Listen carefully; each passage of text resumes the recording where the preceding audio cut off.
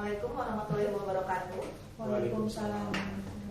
Terima kasih teman-teman atas kehadirannya. Senang sekali hari ini saya ada di sini dengan teman-teman yang waduh semangat sekali nih ya. Teller baru ya? Iya. Cakep. Makanya kita adakan pelatihan ini untuk biar teman-teman nanti langsung di tempat kerja bisa langsung on gitu ya. Oke, Bu. Sebelumnya perkenalkan saya Sri Hadiningsih dari Bank BKI, Divisi Learning Center. Di sini perkenalan dulu ya data pribadi saya. Tapi teman-teman bisa baca, saya malu. Saya udah tua umurnya ya. Saat ini saya menduduki posisi sebagai Kepala Divisi Learning Center di Bank BKI. Hobi saya mungkin bisa teman-teman lihat sukanya jajan sama jalan-jalan gitu. Makanya badannya agak gede sedikit. Jadi maklum aja ya. Untuk informasi yang lain silakan dibaca atau ada yang mau ditanyakan. Mari pas status. Statusnya apa, Bu? Udah kelihatan dong bututnya 2 ya kanan kiri. Oke. Mungkin biar lebih ini nih. Semangat. Pagi. Bang DKI Pasti bisa. Luar biasa semangatnya ya teman-teman ya. Terima kasih. Oke, aku mengingatkan lagi yang belum absen, tolong segera absen karena ini suatu juga suatu penilaian ya kehadiran teman-teman semua. Sambil absen mungkin saya membagikan beberapa informasi yang tolong di ini teman-teman di open ya biar karena nggak semua yang ada di slide itu di slide itu tidak memuat semua informasi. Jadi kalau ada informasi tambahan atau tidak di slide bisa teman-teman baca di lembar informasi. Oke, sebelumnya saya mengucapkan safety induction. Di sini teman-teman di gedung pelatihan ini sudah dilengkapi dengan safety induction antara lain detektor asap, terus ada sprinkler juga, kemudian ada apar letaknya di depan ruangan persis, terus hidran ada di dekat lift, kemudian kita dilengkapi dengan tangga darurat dan titik kumpul. Jadi ini semua memang adalah standar keamanan yang harus ada minimal, dan itu teman-teman perhatikan. Gunanya untuk apa? Kalau suatu saat pas kita lagi belajar nih, tahu ada kejadian tidak kita inginkan, teman-teman bisa langsung tahu, oh tempatnya di mana, gitu kan? Sprinkler, detektor asap, terus apar, hidran itu ada di mana, ya. Terus dalam keadaan darurat jangan panik, ya. Di sini kita ada di lantai 3, teman-teman berada di sini, tangga darurat ada di pojok sebelah kiri. Jadi kalau ada kebakaran atau gempa bumi, gitu kan, silahkan kita keluar langsung ke tangga darurat, berjalan aja, nggak usah lari, jangan panik, ya, jangan gunakan lift, gitu, ya teman-teman. Jadi ini adalah standar keselamatan dan keamanan kerja. Jadi teman-teman bisa tenang selama pelatihan di sini, aman insya Allah. Oke. Nah, peraturan di kelas kita. Pertama, no handphone ya. Jadi handphone harus di silent untuk yang penting-penting aja. Boleh. Silakan misalnya izin keluar. Tapi kalau di dalam kelas mohon dimatikan. Terus no smoking tentunya. No littering, nggak boleh nyampah. Ya. Kadang-kadang teman-teman mungkin lupa nih sambil makan permen, bungkusnya ada di atas meja gitu kan. Jadi kita harus selalu menjaga kebersihan kelas kita. Terus tentunya jangan bobo, jangan tidur. Kenapa? Kalau tidur materi nggak bisa masuk. Ngantuk masih oke gitu kan, di toilet sedikit masih segar lagi. Tapi kalau ngantuk, sudah ke dunia lain. Oke, pastinya jangan berisik kita. Jadi kita menjaga keamanan dan ketertiban kelas kita. Oke, deal untuk lulus ini? Deal. Oke, sip. Nah, uang mutilasi. Teman-teman udah pernah dengar uang mutilasi? Belum ya? Ini lagi ramai ya, belakangan ini lagi, mungkin kalau teman-teman aktif sosial media lagi muncul nih sering. Uang mutilasi itu sebenarnya apa sih? Mungkin ada yang tahu atau ada yang mau sharing? Belum tahu. Oke. Jadi uang mutilasi itu adalah, jadi begini, uang asli ya, uang asli cuman ditempel dengan uang palsu gitu. Ada juga sih yang uang asli dengan uang asli gitu, tapi jarang karena dia maksudnya adalah memang untuk merusak uang, untuk mengelabui, untuk menggandakan juga gitu kan. Jadi memang uang mutilasi ini lebih, misalnya kan kita suka dapat nih uang tinggal separuh gitu kan. Nah, bagaimana caranya biar uangnya bisa dipakai? Nah, itu ditambahin lagi dengan uang palsu gitu. Uang palsu. Jadi dibuat sedemikian rupa sehingga menyerupai suatu bentuk uang utuh lagi. That's mutilasi namanya. Nah, macam-macam juga mutilasi, bisa juga ada yang ditambahkan dia nolnya ditambahin. Gitu. Jadi misalnya dia cari yang warnanya sama. Let's say yang sama tuh warnanya sekarang 5 ribuan sama 100 ribuan ya, warnanya kadang agak mirip tuh. Nah, itu ditambahin nol. Kalau misalnya sama 50 ribu kan warnanya agak beda ya. Tapi kalau dengan warna-warna yang mirip tuh dia bisa ditambah nol sehingga jumlahnya menjadi banyak gitu. Atau kalau mungkin teman-teman lebih teliti, biasanya nomor serinya tuh akan beda antara kanan kiri atau sebaliknya. Seperti itu. Itu contoh contoh uang mutilasi ya. Nah, apa hubungannya dengan materi kita sekarang gitu kan? Jadi uang mutilasi itu hitungannya jadi uang yang dibilang asli ya enggak, dibilang palsu memang palsu dan dia tidak bisa digunakan sebagai alat pembayaran gitu kan, dilarang gitu. Jadi jangan sampai nih teman-teman kan nanti melakukan pick up service, pengambilan uang ya, setoran nasabah kita yang ambil gitu kan. Jangan sampai teman-teman nemuin di uang kayak gini. Kalaupun nemuin gimana? Kita harus bersikapnya. Nah, itu yang akan kita bahas sekarang gitu kan. Itu cara memeriksa jumlah, keaslian dan kondisi uang yang akan diambil. Judul ini saya ambil dari unit kompetensi melakukan kegiatan layanan pengambilan uang, pick up service, atau layanan pengantaran uang atau delivery service dengan nomor kompetensi K66 SPP 030032. Tujuannya apa sih? Biar kita mengambil tujuannya kenapa mengambil yang ini gitu kan? Ya biar teman-teman dibekali gitu kan dengan kemampuan untuk memeriksa jumlah, keaslian dan kondisi uang. Oke teman-teman, jadi selama 20 menit ke depan kita akan mempelajari tujuan dan manfaat dari cara memeriksa ataupun mengidentifikasi dan mengetahui jenis kondisi uang saat pick up service sesuai peraturan Bank Indonesia ya. Jadi tujuannya adalah diharapkan nanti teman-teman akan dapat menjelaskan langkah-langkah penghitungan uang saat pick up service sesuai prosedur yang berlaku, menjelaskan cara mengidentifikasi keaslian uang saat pick up service sesuai peraturan Bank Indonesia, serta menjelaskan jenis kondisi uang saat pick up service sesuai peraturan Bank Indonesia. Manfaatnya apa? Diharapkan nanti di unit kerja masing-masing teman-teman akan mampu menghitung uang saat melakukan pick up service sesuai prosedur yang berlaku, mengidentifikasi keaslian uang saat pick up service sesuai ketentuan Bank Indonesia, serta memverifikasi nih kondisi uang saat pick up service sesuai peraturan Bank Indonesia. Ya, jadi udah dibekali nih ilmunya, jadi nggak ada lagi.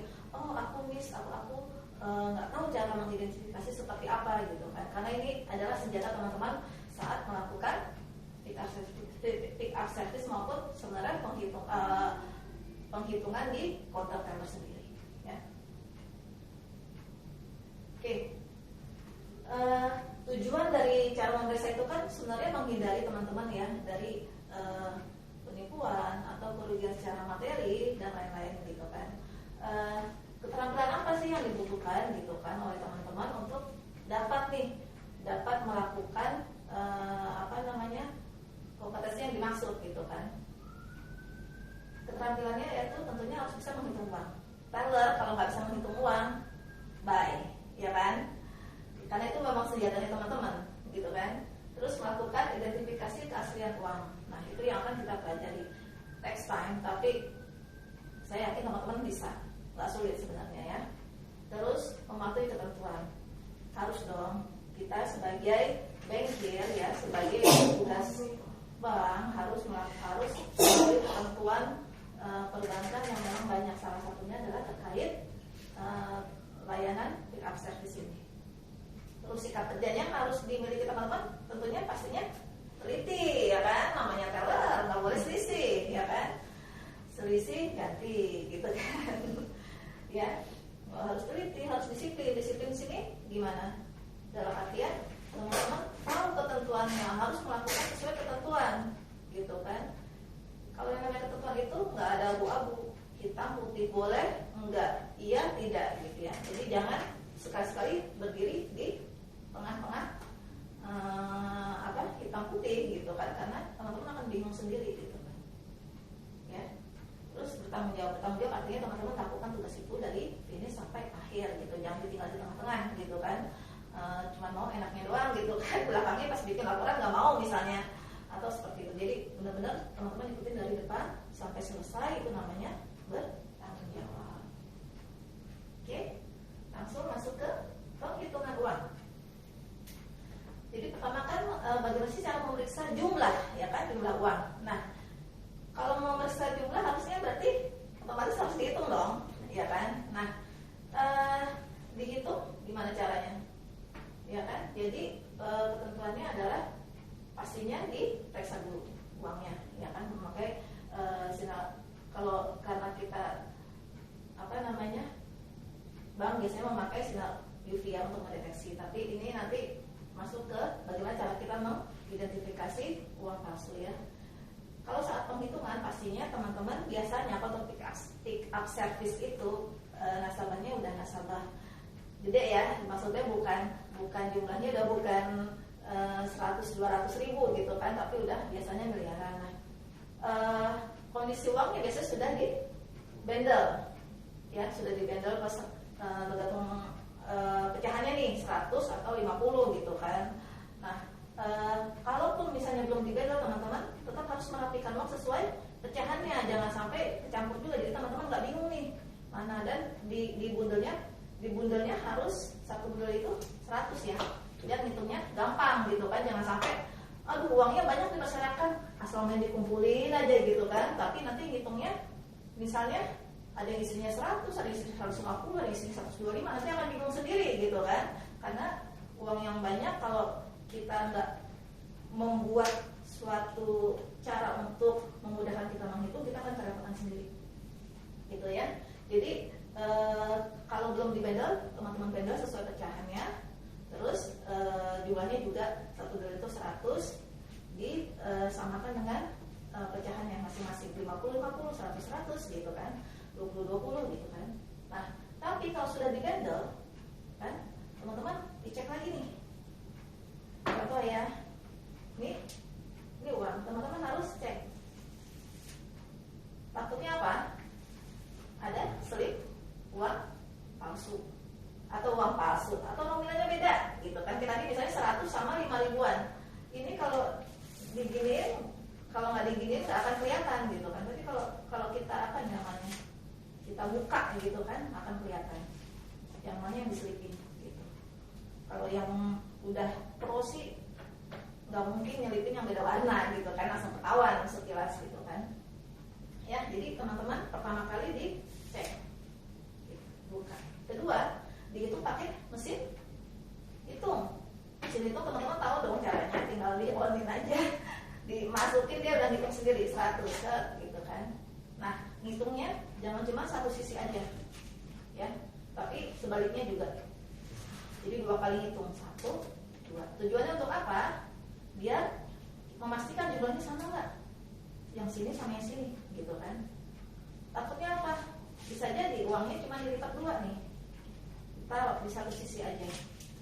Di sini ada 100 ya kan, hitung di sini misalnya 100, pas di sini cuma ada 99 gitu, berarti kan beda. Nah, bedanya di mana? Oh, ternyata dia ngakalin kita nih, dilipat gitu kan. Kalau cuma selembar di antar skum ini kan nggak kelihatan ya teman-teman ya. Itu gunanya dihitung. Nah, kalau udah dihitung sampai 2 kali pun gitu kan, ternyata kok jumlahnya nggak sama mulu ya, jumlahnya beda mulu ya gitu kan, maka teman-teman lakukan secara manual ya.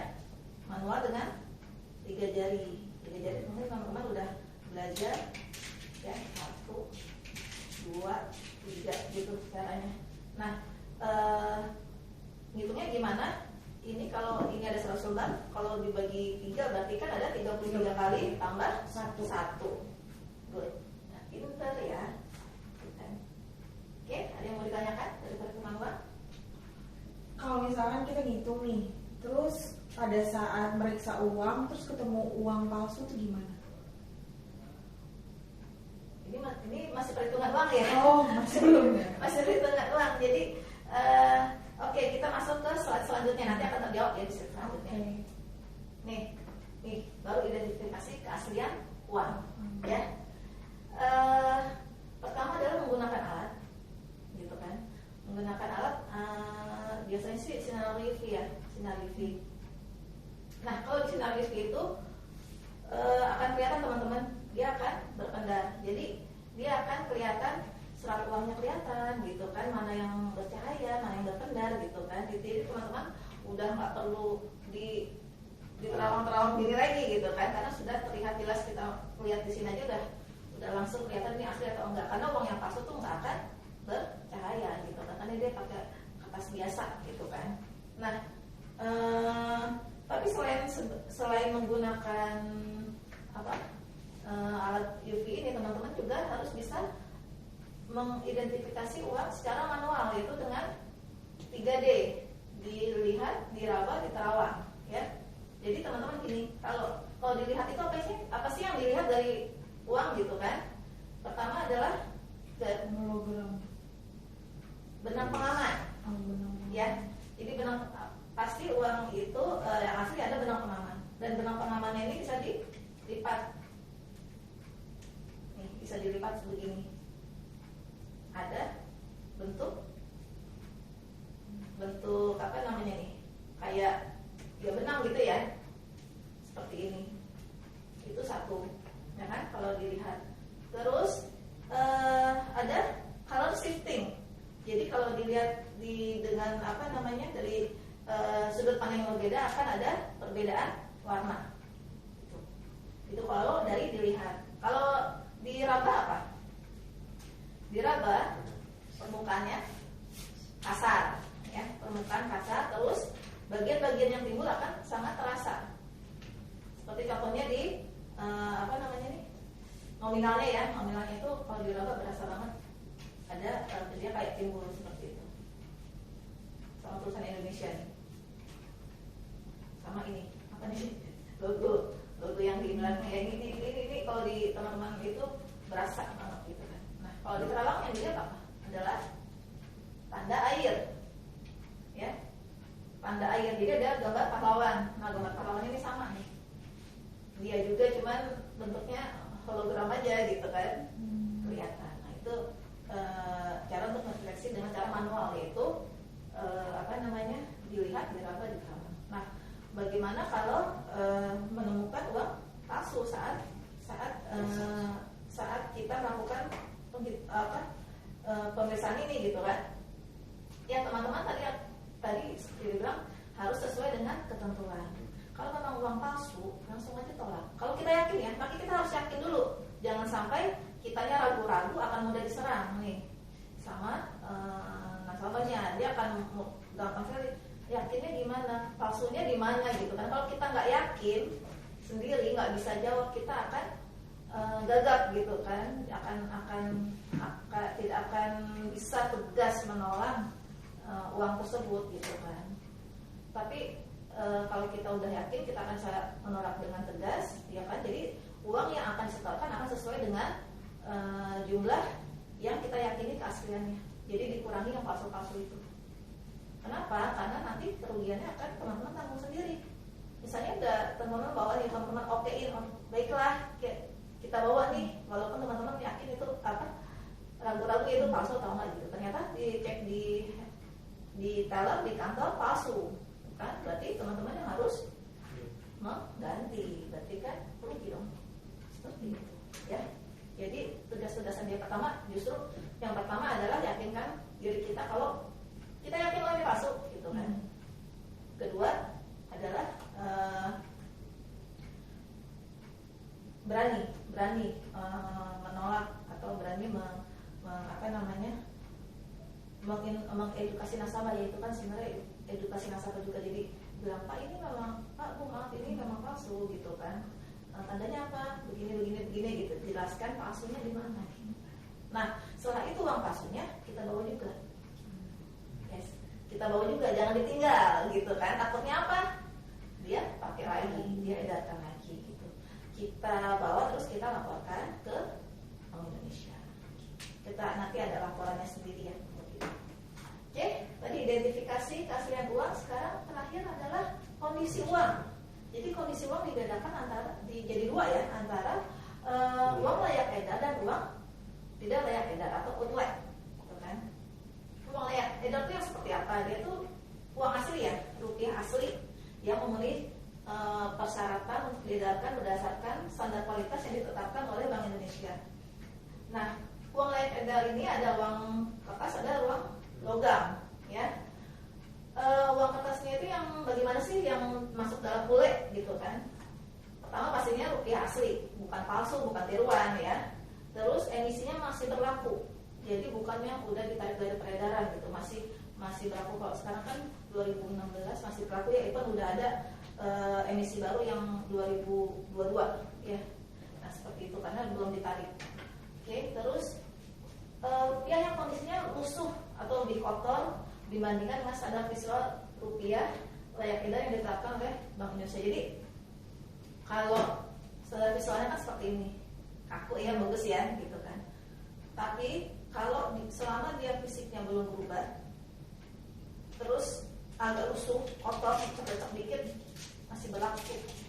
Ya walaupun misalnya kecuci tapi masih ada kecuci yang udah ada yang udah kecuci itu, ada yang masih bagus gitu kan, ada yang udah hancur banget. Nah kalau yang masih bagus masih bisa digunakan gitu kan. Jadi lusuh di sini maksudnya tidak kaku seperti ini, tapi masih layak edar, masih bisa dikenali dengan jelas bahwa ini adalah rupiah yang kaku di Indonesia. Nah kalau uang logam tuh gimana? Uang logam tuh sebenarnya lebih jarang ya dipalsuin gitu kan, karena kan nominalnya juga paling besar kan 1.000. Jadi mungkin itu yang membuat jarang dipalsu gitu kan. Maksudnya juga agak susah ya logam gitu kan.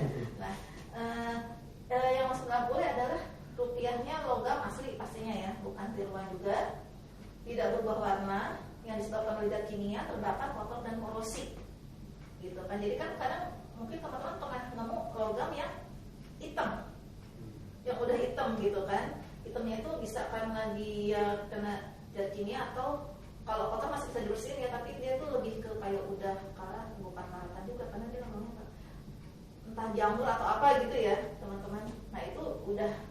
Nah itu masuknya ke dalam outlay, jadi bukan layak edar. Terus emisinya juga masih berlaku ya, walaupun logam gitu kan. Let's say misalnya kayak 25 rupiah yang gambarnya burung apa itu dulu, itu kan udah nggak berlaku, udah ditarik ya. Jadi ya dia tidak masuk dalam outlay gitu. Yang sekarang tuh ada cuma 1.000-an, 500-an, 200-an, sama 100 kalau nggak salah.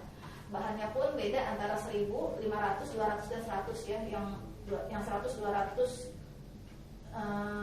500 itu lebih ringan, tapi kalau yang 1.000-an itu bahannya beda, dia lebih berat.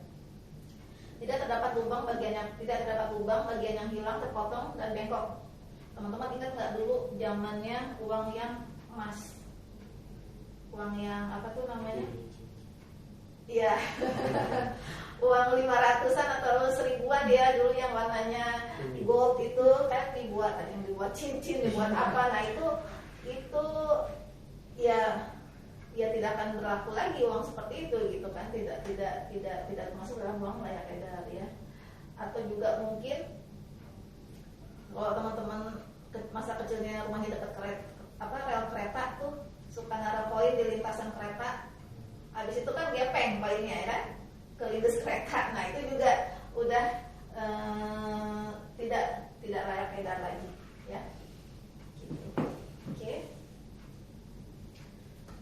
Nah kalau uang tidak layak edar adalah uang rupiah asli yang tidak memenuhi persyaratan untuk diedarkan berdasarkan standar kualitas yang ditetapkan oleh Bank Indonesia, yaitu rupiah lusuh Nah, lusuh ini dalam artian tadi ya, dia bentuk fisiknya sih masih sama kayak gini, bentuk fisiknya dalam artian ukurannya sama. Nah, cuman dia kena misalnya entah jamur, entah bahan kimia gitu kan, entah mungkin kayak mungkin kecuci gitu ya, tapi bentuknya udah yang gambarnya tuh udah jadi putih-putih semua. Nah, kayak gitu tuh udah namanya rupiah lusuh yang termasuk dalam tidak kutlek gitu kan. Kemudian uang rupiah cacat itu seperti apa? Jadi dia cacat dari cetakan. Jadi cetakannya dia itu tidak sesuai dengan standar yang standarnya BI gitu kan. Jadi dia masuk dalam uang cacat itu tidak akan diedarkan gitu kan. Uang rupiah rusak tuh yang bagaimana gitu kan? Dia secara fisik rusak, misalnya kebakar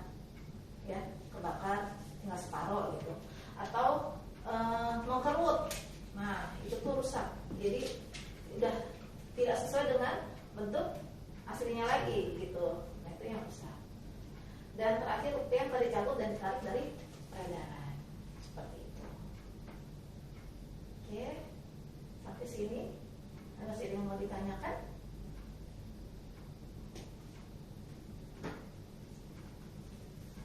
Udah jelas. Oke. Kalau sudah ada yang ditanyakan, jadi saya sampaikan kesimpulan dari materi yang saya sampaikan kali ini ya. Pertama adalah sikap apa sih yang diperlukan dari teman-teman saat melakukan pemeriksaan jumlah, kondisi, dan identifikasi uang ya. Itu adalah teliti, disiplin, dan bertanggung jawab. Sementara keterampilan yang harus teman-teman punya dalam menghitung uang, baik dengan mesin maupun manual. Terus mengidentifikasi keaslian uang dan mematuhi ketentuan. Itu udah syarat wajib nih ya yang harus teman-teman miliki gitu kan.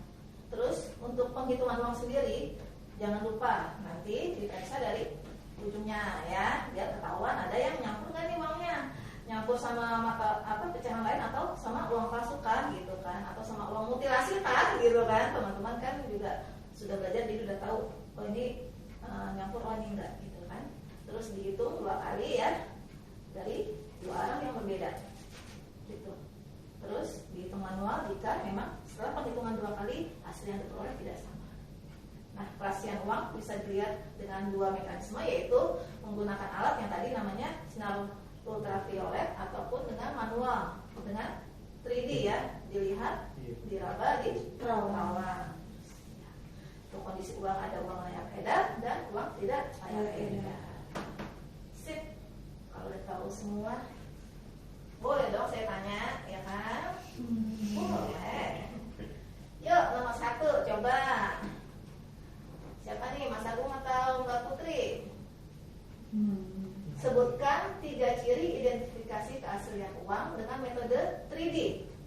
Saya. Ya, boleh. 3D itu berarti meliputi diterawang, dilihat, dan diraba. Ya. Kalau diraba gimana? Oke. Kalau untuk diraba berarti diraba apakah dia terasa kasar atau tidak dari kertasnya.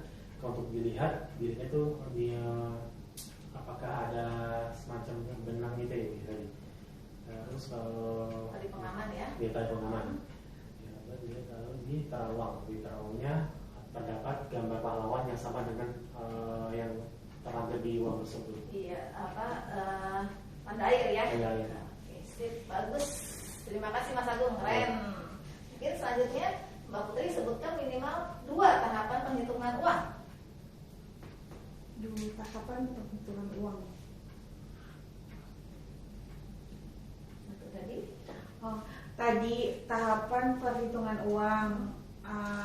Uang diterima, diperiksa dengan ultraviolet, terus diperiksa ujung-ujungnya pakai mesin hitung uang. Gitu. Dihitung Berapa kali? 2 kali, ujung kiri dan ujung kanan kita sebut aja guys. Siap. Oke. Bagus, alhamdulillah ya. Jadi masuk nih materi yang saya sampaikan ya. Keren teman-teman.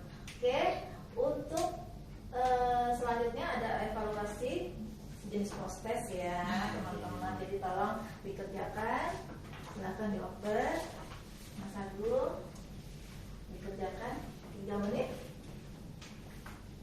Oke.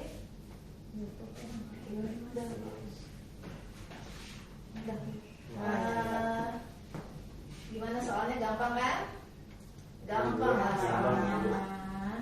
Yang susah jawabannya enggak. Soalnya ada semua jawabannya nggak ada Bu. Iya, biasa itu mah. Oke, nanti kalau selesai dikumpulkan ya nanti setelah akhir sesi. Oke, selanjutnya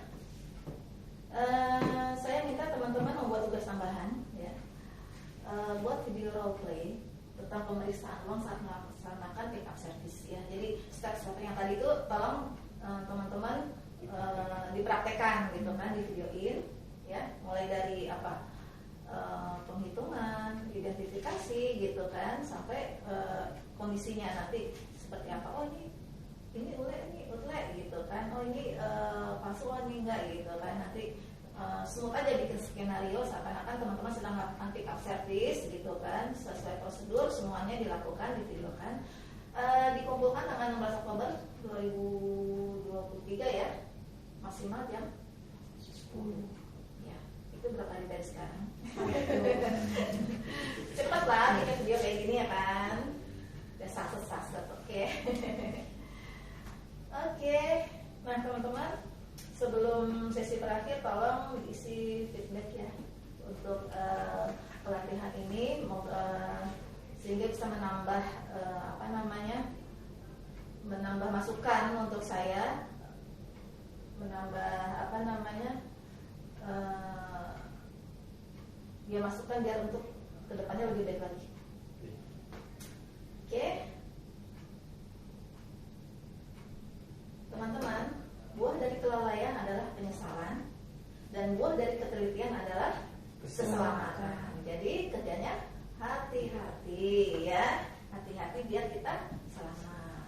Oke, baiklah teman-teman, mungkin di akhir sesinya. Sampai jumpa lagi di pelatihan SPT Live selanjutnya, yaitu kegiatan layanan pengantaran uang yang akan diadakan pada tanggal 18 Oktober 2023 ya. Akhir kata saya Sri Ningsih mengucapkan terima kasih atas atensi teman-teman. Semoga pelatihan kali ini bermanfaat. Assalamualaikum warahmatullahi wabarakatuh. Waalaikumsalam warahmatullahi wabarakatuh. Makasih Bu.